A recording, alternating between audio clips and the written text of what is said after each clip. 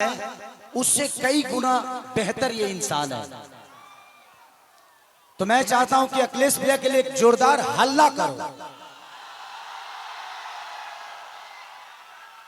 ताकि उन लोगों को पता चले कि इंसानियत जिंदा है। मैं इस चुनाव में वादे नहीं कर रहा हूं।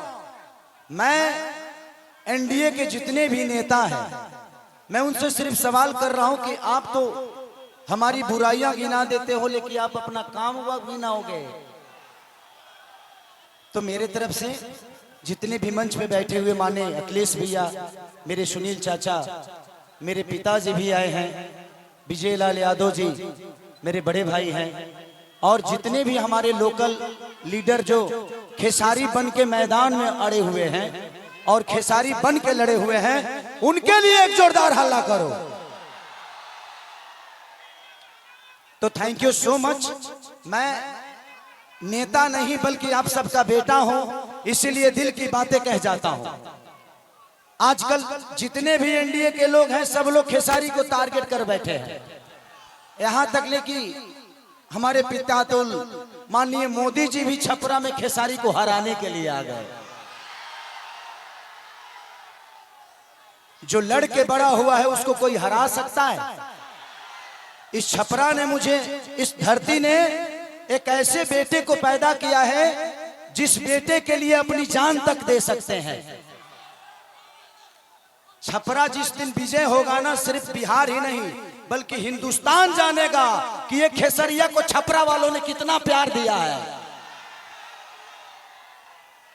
और आज हम सबके गार्जियन स्वरूप अखिलेश भैया ने मेरे से कई बार बोले कि चुनाव लड़ते काहे नहीं हो, आ जाओ।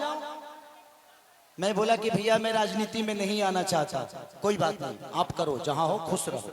लेकिन मुझे क्या पता था कि हमको यह करना पड़ेगा। बट कोई नहीं, शायद भगवान को कुछ अलग ही मंजूर है। शायद चाहता था कि खेसारी के आने के बाद ही सरकार बदलेगी। और हम इतने तंग आ चुके हैं कि मोदी चाचा सिर्फ आज से 20 साल पहले गुजरात जो था, आज गुजरात जाके देखिए, गुजरात आज स्वर्ग की तरह दिखता है। तो सिर्फ इंडिया में एक ही शहर है जिसका नाम गुजरात है, और बिहार लावारिस है। बिहार के माँ बाप से उनके बच्चों को दूर भेजने के लिए ट्रेन देते हैं आप, उनके पत्नियों से दूर भेजने के लिए ट्रेन देते हैं, उनके बच्चों की शिक्षा के लिए कुछ नहीं करते। मैं इनसे यही पूछता हूं कि भाई ये बताइए कि मंदिर बनाइए, मस्जिद बनाइए, गुरुद्वारा बनाइए, सनातन अपनाइए, लेकिन रोजी रोजगार खातिर का ट्रंप को वोट देने जाएंगे? ई के बनाई? हम लोग के लिए फैक्ट्री कौन बनाएगा? हमारे बच्चों के लिए शिक्षा का व्यवस्था कौन करेगा? अब बैठ जाइए।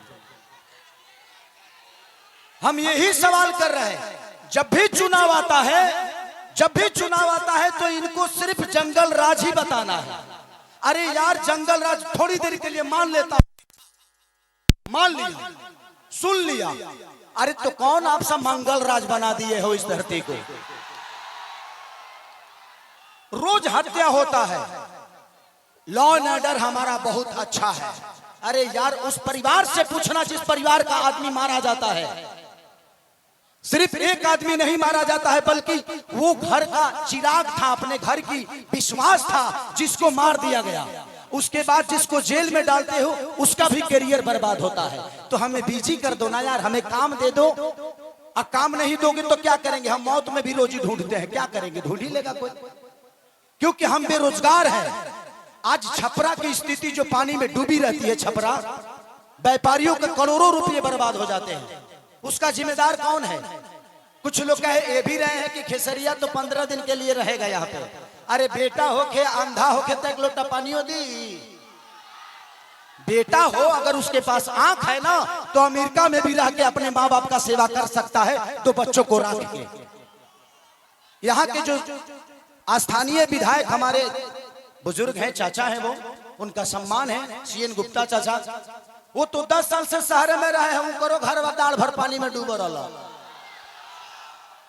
तो जब बताइए कि ये नेता अपना इलाज एम्स में कराते हैं, अपना इलाज के लिए बेहतर अस्पताल नहीं बनाए तो हमारे बच्चों के लिए बनाएंगे? इनके बच्चे अमेरिका में पढ़ते हैं। जब ये अपने बच्चों के लिए बेहतर स्कूल नहीं बनाए तो हमारे बच्चों के लिए बनाएंगे। आज 20 साल से एनडीए की सरकार है, कोई बता दे कि एक भी फैक्ट्री हमारे बिहार में लगी है? लगी है? लागल बा? लागल नहीं खे, लोग यहां से भागल बा। अब जाके बिहार जागल बा।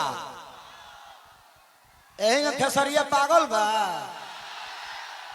जी। नवतरे एगो हमार बड़ भाई है मानिए रवि भैया, वाह, वो महादेव है, महादेव है। ये जीते जी तो हमारी जिंदगी को नरक बना देते हैं और मरने के बाद गोरखपुर में स्वर्ग की सीढ़ी लगवा देते हैं। माननीय मुख्यमंत्री योगी जी बैठे हुए हैं और कह क्या रहे हैं, महादेव तुम लोग यहां चलोगे तो स्वर्ग में जाओगे। जीते जी तो कुछ दिए नहीं, अब मरने के बाद कौन आदमी हर हर महादेव करके चलता है जी? तो योगी जी को भी समझ रहा है कि किसके हाथ में हम गोरखपुर सौंप दिया यार। हमें जीते जी स्वर्ग चाहिए। ऐसे लगता है कि रावण का काम अधूरा रवि भैया पूरा करने आए हैं। हमारे बड़े भाई मनोज भैया क्या बोल रहे हैं?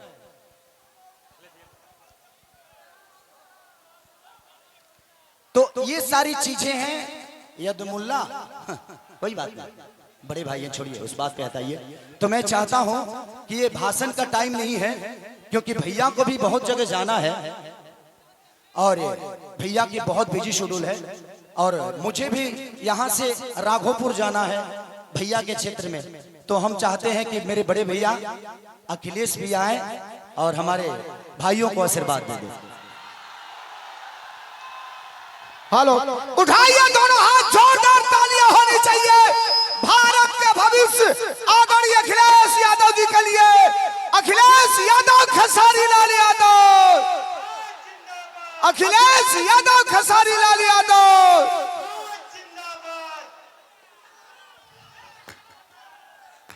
मैं सबसे पहले